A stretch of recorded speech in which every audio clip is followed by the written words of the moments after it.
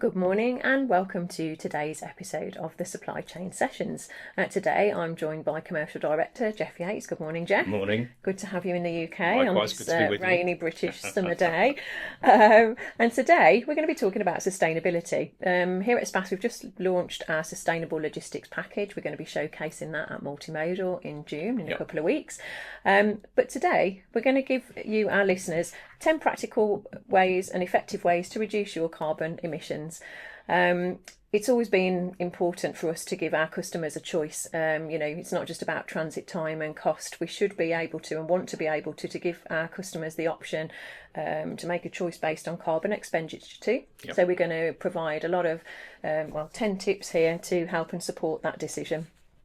I was recently at Sustainable Logistics Live up in Leeds a couple of months ago. It was basically a meeting of logistics leaders. We talked from everything from sort of sustainable fuels through to rail, through to what's going on. And I think the overall message from all of that was about collaboration and about all of these things work very well separately, but actually they work great when they're all brought through together. And I think the big thing about sustainable logistics is about this community and about this sense of community and about this sense of movement, and that we're really at the start, although we're not at the start, we are really at the start of the big movement into sustainable logistics and people looking at their supply chains in a different way. Obviously we're not, people aren't regulated at the moment. No. We know that global shipping contributes to over 25% of CO2 emissions. We've always been conscious of that. We have always offered intermodal solutions. Yep. Many years ago when I was operating on it. Before it was sustainable, it was just before it was a thing. Mode. Yeah. And that's it. It was all about transit time versus cost, basically, and people would choose my Italian intermodal solutions because it was much cheaper at the time than moving direct door-to-door road freight. Obviously you'd be waiting for strikes and such like, but few issues on the way. If transit time wasn't a problem, then intermodal transport was the right thing for Italy, but it's evolved a lot since then. I think what sparked my interest in sustainable logistics is obviously we talk to customers on a daily basis. I'm looking after the sales team and we're members of the SMMT and the MAA. And when we go to events, trade association events like that, it's a hot topic for everybody. They have keynote speakers from all the leading automotive and aerospace companies, and every single one of them is prioritising sustainability, looking at sustainable solutions. And they are making plans for that. We've already seen a lot of changes. I've taken part and handled our EcoVadis assessment here at SPAS for the last 3 years. We're just going through the third one at the moment. And it's formed the basis for everything that we do here at SPAS. We've implemented a lot of different policies to ensure that we are sustainable. Sustainability means a lot of things, I think. That's what I really love about the subject. It's not just transport. It's about the way you come into the business. It's about the way you heat the business. It's about the way you do your lighting or anything in there, and of course your people within it as well. I think that's why it's such a great subject to talk about. So shall we crack on then and start with our 10 ways to reduce carbon footprint? We've got numerous tactics. They don't necessarily have to affect your bottom line. Being sustainable doesn't have to affect your bottom line.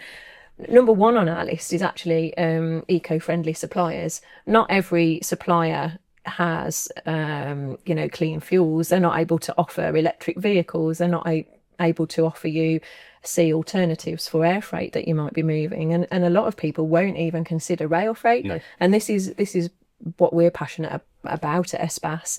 We're able to give those choices to the client. Using a freight forwarder, if you're exporting or importing, is rather important actually when we're talking about sustainability, because they will be able to give you those choices as we are doing now. Number two on our list is educate and empower your team, Geoff. Yeah, I think this is one of those things. It's got to be through the entire team. If you're going to have a sustainable strategy in your business, leaders have to make sure that everybody in that team is empowered to choose sustainable.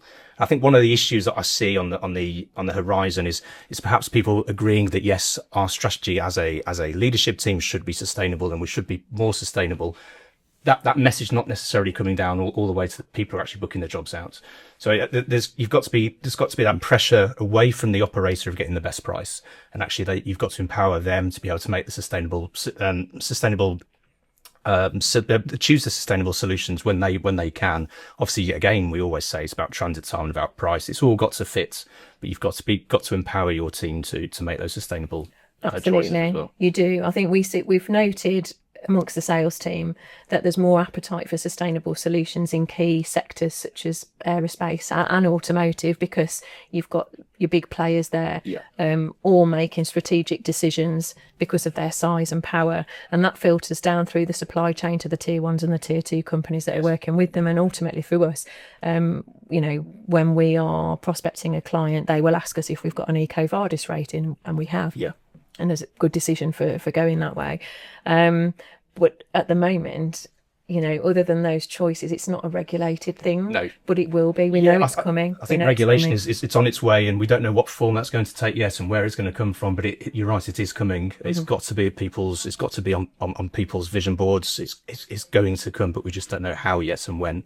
There's many people, as well as us, a lot of our suppliers are also making decisions to plan for that. I know you're off to Munich in June as well, aren't you, to Transport Logistica to chat about this very thing with a lot of our suppliers. Number 3 on our list is actually, choose greener transport modes. I've just mentioned electric vehicles. Obviously, there's been a lot of talk about hydrogen and other equivalent fuels. But people, as well as different fuel options, people are planning well in advance. And I think as a time critical logistics provider, this is an area that we've seen move quite dramatically. So just in time freight for your key sectors still exists, but there seems to be less of it. People are better planned. People are consolidating. People are mindful of that carbon footprint, and the actual way that transport is booked and moved, that has changed. There's been a big shift in that regard. Big shift last sort of 5 years, especially in terms of software and planning software. All of these issues that we seem to have sort of 5-10 years ago, a lot of them have disappeared. And of course, there will still be breakdowns. There will still be issues that need expediting. Things can be planned an awful lot better now. We've talked about AI planning software as well. AI has played a big part in this shift. Digital platform. We've ourselves invested in a new TMS in the last couple of years to allow for better connectivity, better planning, carbon measurement, carbon offset, all of those good things. But we're just one of many, and people need to make that change, and people are making that change for the good of the planet. Yes. We're seeing people choosing alternative fuels. We're seeing people consolidating. We've got the next phase of the EU mobility package coming as well, haven't we, next year? Part of our sustainable logistics programme is about that time critical sector, because that's a big thing for us here at ASPAS. But we've talked about express groupage. I don't know if you want to talk a little bit more about that. Absolutely. So it leads on actually nicely to my next point about consolidation and about what you can do with these shipments. And one of the things we've always spoken about for many, many years is about consolidation. So we know that moving one consignment on one truck is the fastest way of doing it. Actually, you can put a couple of consignments together on one truck, and you might lose a tiny little bit of transit time. In terms of finances, in terms of carbon, it's very, very efficient. So it's about looking again, about planning and making sure that you've got as many shipments as you can on one particular vehicle, doing one delivery, and that leads into the express side as well. So what can we do differently that's going to, but basically, sorry to lead you back, in 2026, we're going to have tachographs on small vehicles, which we've never had before. And all of a sudden, again, we have to start to think about differently what we're doing with those small one shipment on one vehicle consignments. And it's about planning, it's about consolidation, and about making a strategic network that will allow you to move those goods as efficiently, as quickly as possible.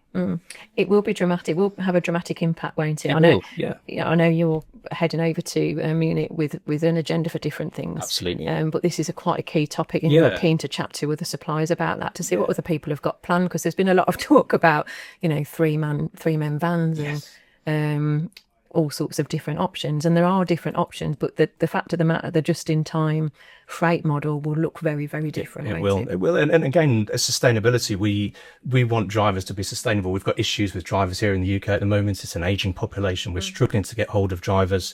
So actually, you've got to try and make it an attractive marketplace to recruit these new drivers. So of course, the tachographs are coming in on those vehicles. That people will have a set working day. People won't be driving. We've never ever allowed van drivers to drive for 18, 20 hours a day. It's not safe for them. It's not safe for our consignments. We've never allowed that anyway. But it will restrict drivers to a certain driving pattern, and it'll be very good for them. And hopefully, in terms of sustainability, we'll have a sustainable driver base then going forwards instead of the declining one we've got now. It's going to be better for the well-being of the drivers, but also for the sustainability of the environment and so on and so forth. And that is quite an unusual thing for a time-critical market, isn't very it? Much. And we're moving freight all over the world, but there's a lot of rail freight going on where there wasn't when I started 20 odd years ago, showing my age.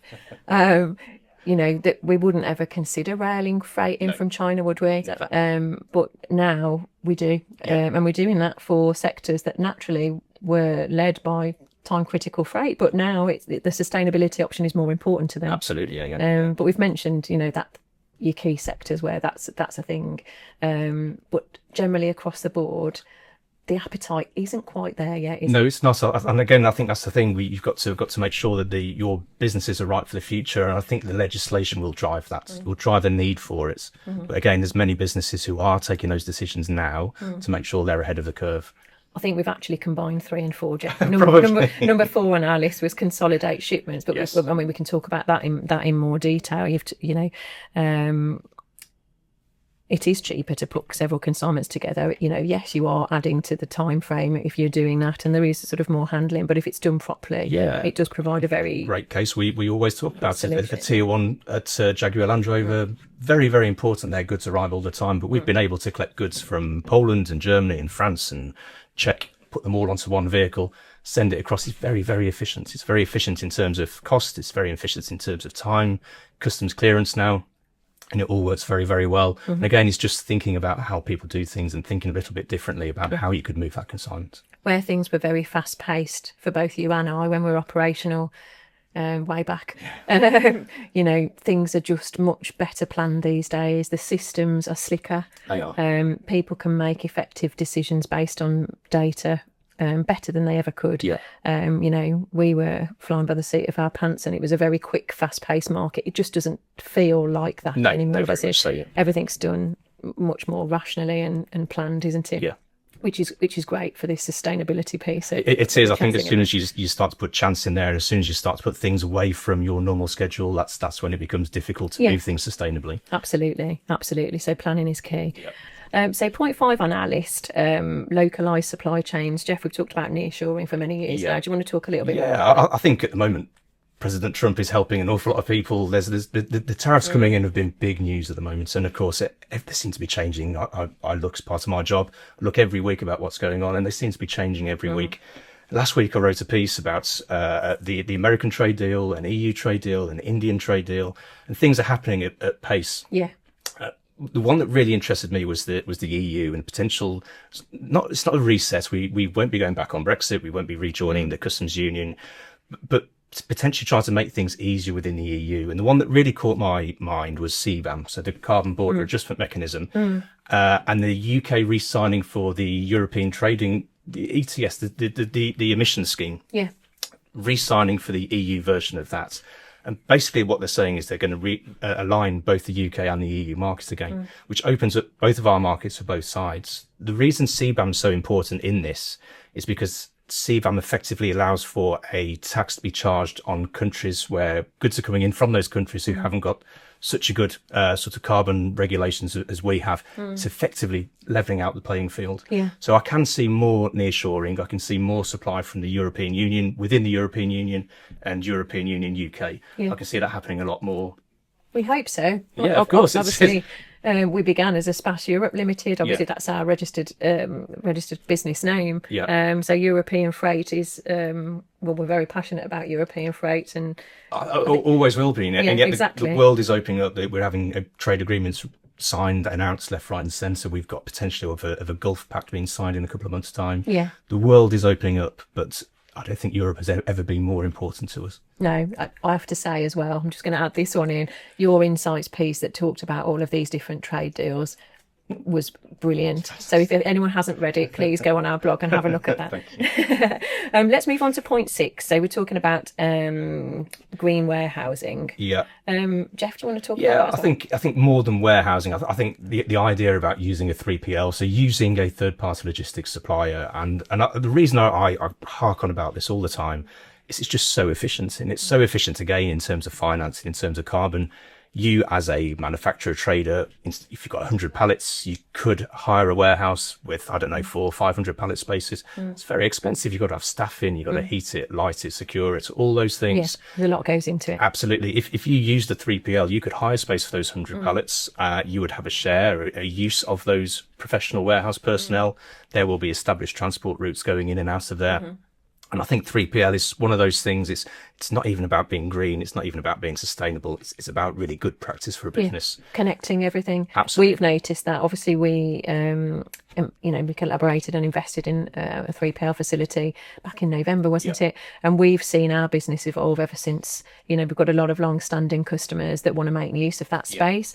Our suppliers are also making use of that space. So it's just connected everything together in a really logical way.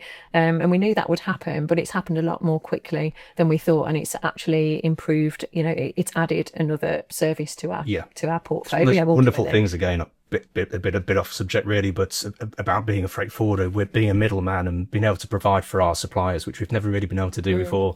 Brexit gave us that because they needed help over the borders. We've now got a warehouse which helps them as well. And it's been really nice to be part of that, like a proper 360 relationship. It has. You always talk about win-win, and I think Tony coined that, didn't it? Well, you actually established it was somebody else. Somebody else, yeah. Yeah, but we talk about win-win relationships here at Espas. We do a lot of work with manufacturers, obviously, but we do a lot of work with other forwarders as well, don't we? And, we want to maintain that reputation for collaborative working. Absolutely, yeah. And we're just here to help everybody. Yeah. There's a lot of freight to move, and we all plenty need of freight to move. There's plenty to go around, and there's plenty in it for everybody. Absolutely. It's about making it as fair for everybody as possible. Absolutely. So that leads us on to number 7, optimised packaging. Jeff, you're doing so well. Do you want to go over that one? Kelly, you're the online shopper here, and how often have you had a box arrive that's this big for that small? And it's crazy, and that's all stopping now. I'm really pleased to say there's some really smart wrapping and packaging technology out there that can laser measure boxes and supply the packaging for that box. And of course, all of the space fillers that we used to get as well, all that bubble wrap we used to love playing with as a kid. And I feel sorry for the next generation. We're taking that away from them. Nothing greater than getting some bubble wrap as a child, but we're moving into paper. So why shouldn't that be recyclable? And it is recyclable. So there's going to be a lot less space in terms of goods on trucks because it's packaged correctly. There's going to be a lot less waste. There's going to be a lot less plastic around. The future's looking good in terms of packaging. It is. So number 8 on our list is offset emissions. Again, we want to be able to give our clients a choice. They want, offsetting carbon is hugely important for everybody. We offset our carbon here. We're offsetting Eric's carbon. Yes. Our new TMS will allow us to track and also offer carbon offset solutions. Yes. Do you want to expand on that actually in terms of what the future looks like? Yeah, I mean, there's two things really. There's carbon offsets, which obviously takes away the cost of the carbon, if you like, by planting trees and such like. And the ideal state really is carbon neutral, but we all know that carbon neutral isn't practically possible. It's as long as you move goods around, you won't be able to be carbon neutral. So again, it's about looking at those things of where can I reduce my carbon. The carbon I actually use and the carbon I emit, and then what you can do with that in terms of offsetting it. I think one of the really difficult things is buying these projects for a certificate. Effectively, you buying a share of a forest somewhere in Asia. It isn't tangible to you. What would be really good is if you can do something here around the local community we work in and say actually we planted that forest or we planted that wildflower meadow and it offsets our carbon of our head office here. That's a really nice thing to do and it's a really good thing to do, but again it's getting this measure of it costs money. That's a cost on the business. And making sure that you're happy with, if you're happy buying the certificate, that's great, that's fine. I think again about sustainability, about doing good things in the world, there's something else apart from that. And that's what I'm sort of trying to encourage us to do, is trying to look local. Absolutely. And if you can go for a picnic on a Saturday with your kids in a wildflower meadow that you've planted, how amazing is that? It's really key to us, actually, on that note. Obviously, India is a big thing for us, so we've looked at offsetting carbon, over there. But local, sort of the local environment and community projects are something that's really hot on our agenda here at ESPAS. So we're looking, as you know, at offsetting carbon with local schools in the area. That's just one way. That's just one way to do it. And like I say, we want to be able to give our clients the choice, because it needs to align with their strategy, and we'll be able to do that. Everything is touching on that local community. The litter picking Mondays and things. I just think it's a wonderful thing to do. We walk here at lunchtimes every lunchtime, really, trying to encourage people to get out, and why not go and pick some litter up on the way and make where you're working, where you're living, a better place. Oh no, I got lost for an hour. Could have stayed litter picking all afternoon, but didn't. So number 9 on our list, digital documentation.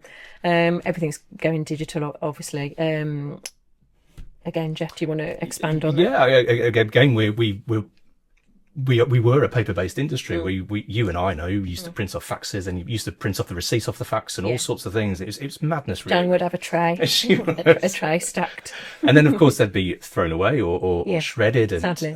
Those times have gone happily, and we are moving into this world of e-documentation. So customs now, the new customs declaration service is a electronic system. Yeah.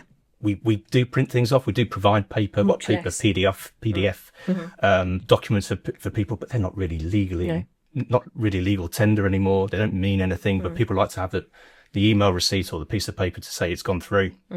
Perfectly understandable. But we're moving into the worlds of ECMRs and e-bills of lading. It will become a digital platform.